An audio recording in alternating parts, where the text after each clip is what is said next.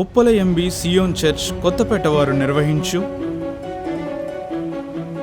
కోతకాలపు ఉత్సవం సందర్భంగా క్రీస్తు విజ్ఞాన మహాసభలు.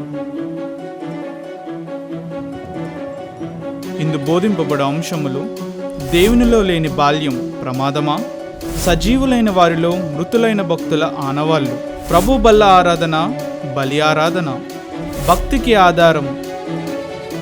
తేదీలు 2024 అక్టోబర్ 9, 10 బుధ గురువారాలలో.